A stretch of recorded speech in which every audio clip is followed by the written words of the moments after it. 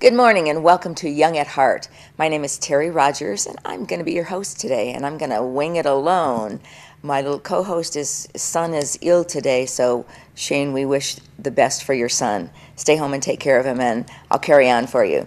We have, well, it's quite windy out there. I hate the wind, I love any kind of weather but the wind. But I'll tell you, there's one good thing. All I have to do is take off my hat, let the wind grab hold of my hair, and I'll be ready for Halloween. So that's one good thing. But speaking of Halloween, we do have some exciting guests on the show today. Let's see, we have Scott Lewis and Rick Marshall are going to tell us about Halloween safety, which we all need to know. So that's coming up. All the Halloween parties have already started, which sets off the whole trend for the holiday season. So I'm looking forward to hearing what they have to tell us. We have Sharon Tate and Cindy McGrath from Secret Sisters, one of my favorite places in town. They're going to show us some of their latest fashions and give us some gift ideas for the upcoming holidays. We have our friends from the Pahrump Valley Times. Matt, Kelsey, and Vern are going to share some of their stories, so stay tuned and hear what they all have to say. And then we have another gentleman who is an author, who's Ron Wayne, who has written a book. It's called Insolence of Office, and he's going to talk about some different things with coins and money. He's going to tell us a little bit about money, so that will be interesting also. So I don't know how many of you went to the Rotary $10,000 giveaway this weekend, but I went, and it was a fun event. It was quite packed. In fact, they didn't even have enough tables for everyone. So that's a good sign that people are coming out to a lot of our different charity events.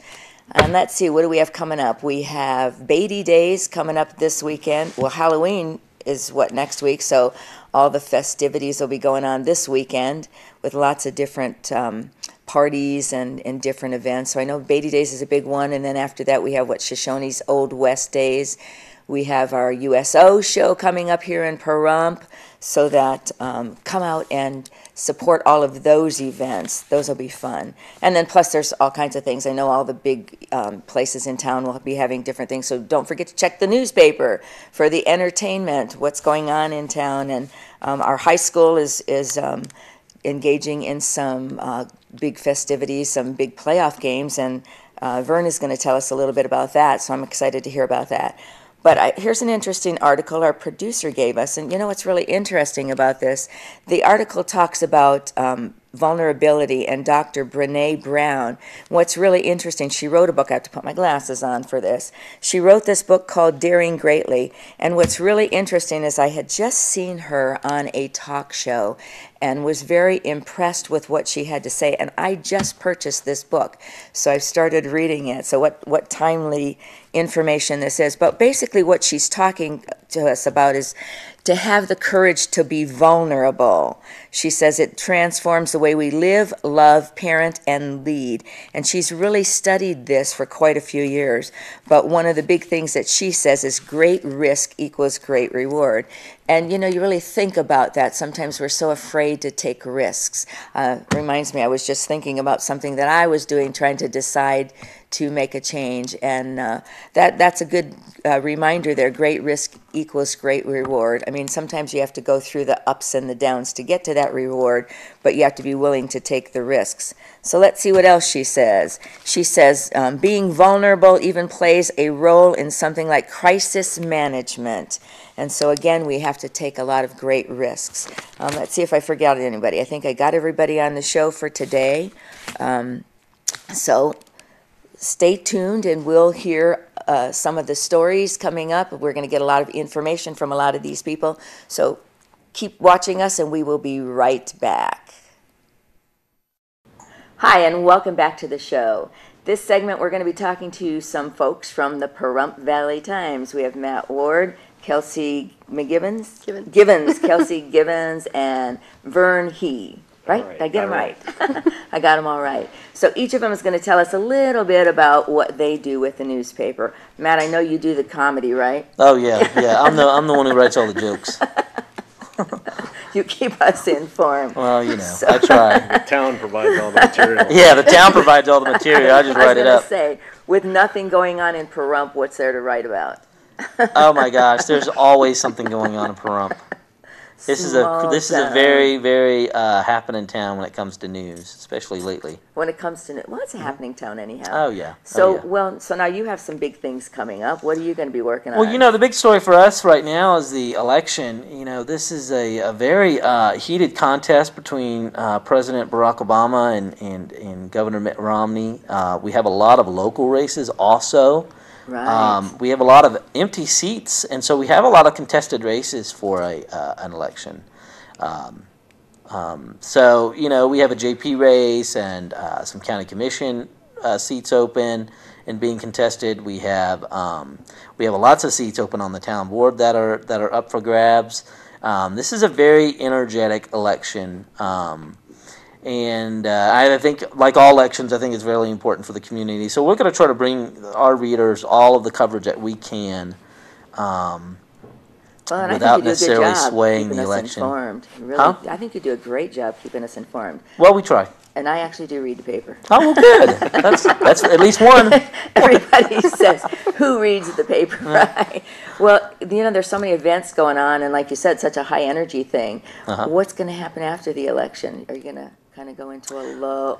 Well, you Pahrump know, will provide something, right? we you know, generally after elections, we like the new people that take office to, you know, we kind of I don't want to say that we allow a little of a grace period. I think it's a respect for us. Before, you know, because for instance, we have two JP candidates who are going to be sitting judges. One is a former deputy district attorney, who was around during the kind of bad old days of Bob Beckett, and kind of is, if he wins this election, well, we're bringing some baggage to the office that we'll be particularly interested in watching. And then the other JP candidate, his opponent is Louis DeCanio, who of course has his fair share of baggage as well. And so if he wins the election, he too will be a glorious source of news stories, I'm sure, for us. Well, since you mentioned Louis, you better mention the other one. You just Ron Kent. Ron Kent was the other one. He's the former deputy district attorney who barely lost to the current district attorney during the last election in 2010. So Right. So we'll have some interesting stories coming. Oh yeah, I think so. I think with the new county commissioners taking their seats as well, you know, Joni Easley will be leaving. So that seat is up for grabs. Gary Hollis is running for re-election. You know, I think he's probably going to fare pretty well in this election, but you never can tell. You know, he's been around for a while. He has his fair share of little things, I'm sure. As we all do.